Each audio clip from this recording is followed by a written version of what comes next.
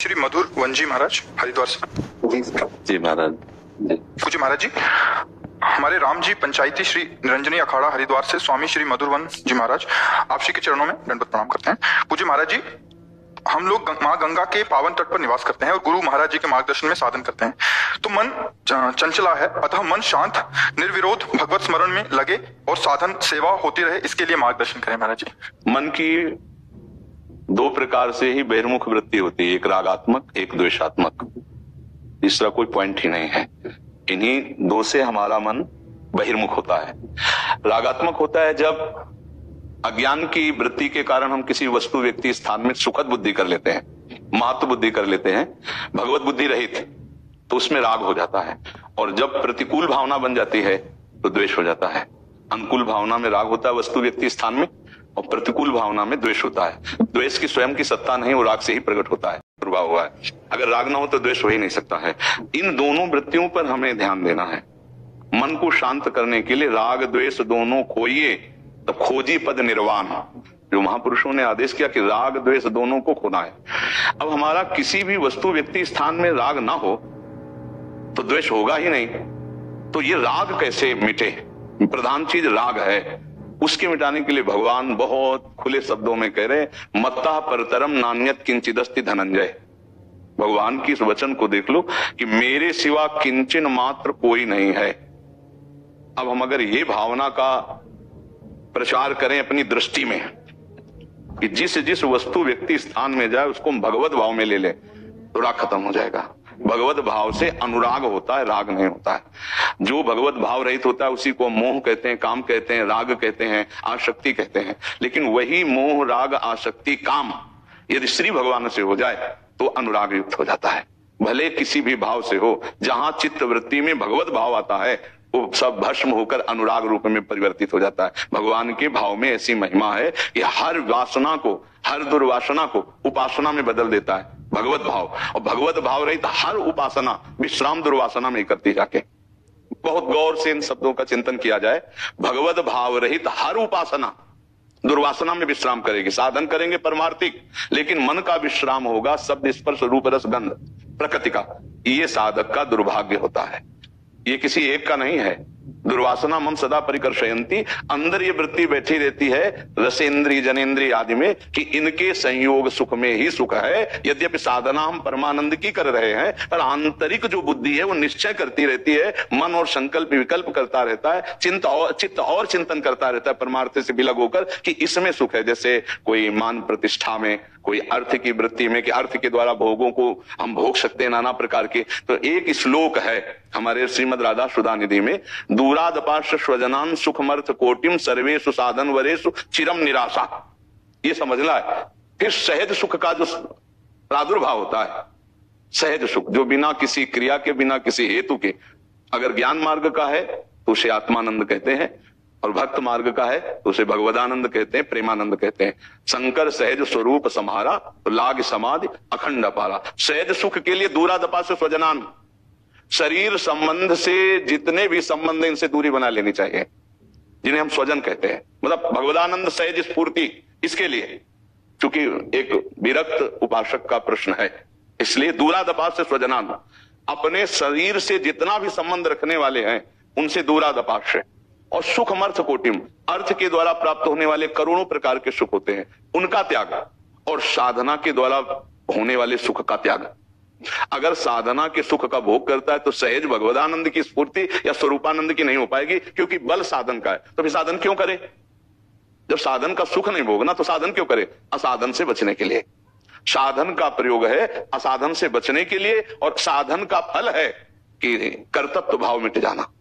शुद्ध साधन का फल है कर्ता भाव मिट जाना, क्योंकि मूढ़ता बनी रहती जब तक कर्ता भाव रहता है। चाहे जितनी दिव्य साधना हो, उसमें अहंकार विमूढ़ आत्मा कर्ता मिति मन्यते। भगवान कह रहे हैं कि वो चाहे जितना बड़ा शुभ साधन हो, अहम युक्त हो जाने के कारण वो सहज सुख में बाधक है। जब ये तीन बातें बड़ी जोर की उपासक त्याग कर देता है, लोकेषणा, वित्तेषणा, पुत्रेषणा, तो उसके हृदय में सहजानंद जो है वो स्फुरित हो जाता है। जो हमारा स्वरूपानंद है वो त्याग से है, किसी साधन से नहीं है।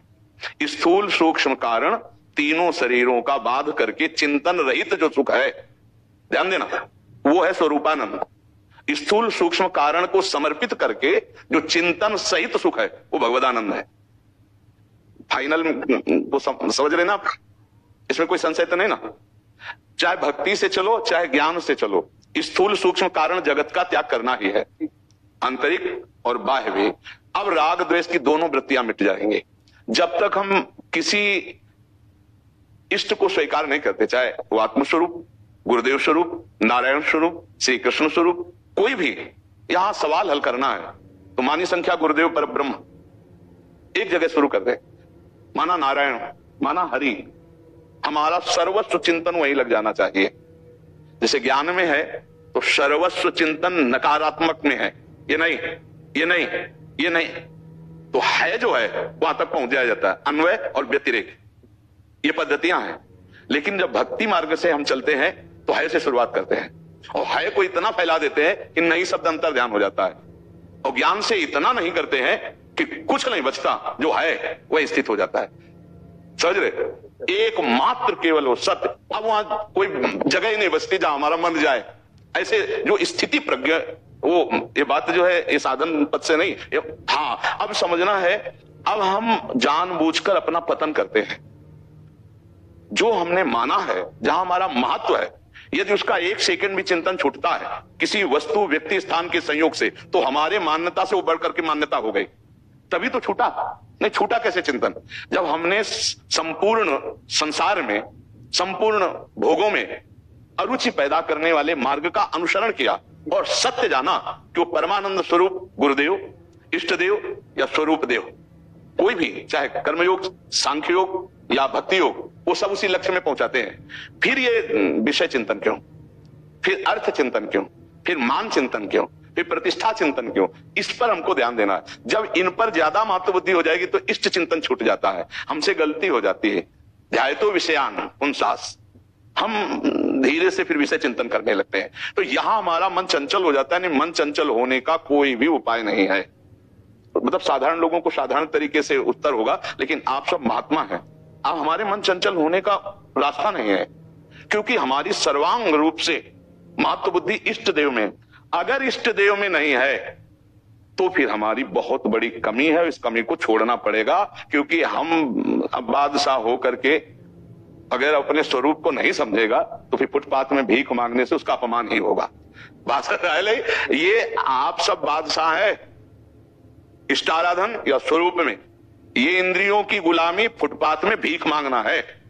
आनंद सिंधु हृदय में विराजमान है, चाहे स्वरूपानंद कहो, भगवदानंद कहो, चाहे सेवक सेव्य भाव से ले, चाहे अभेद भाव से ले, वो एक ही है, एक ही में पहुंचता है। जैसे ज्ञानी एको ब्रह्म द्वितीयो नाथ, जैसे भक्त भी पहुंचता है। प्रेम गलियत साकरी तामे दो न समाए, तो ब्रह्म नहीं, माया नहीं, नहीं जीव नहीं काल, अपनी सुधिना रही एक रे नंदलाल। बचा क्या? वो मैं को प्रकाशित करके अनंत ब्रह्मांडों में अपने आप को देखता है ज्ञानी। सब स्वाप्निक, सब कल्पनात्मक, ये मेरा ही स्वरूप है। भक्त अपने को भूल कर केवल प्रभु को देखता है।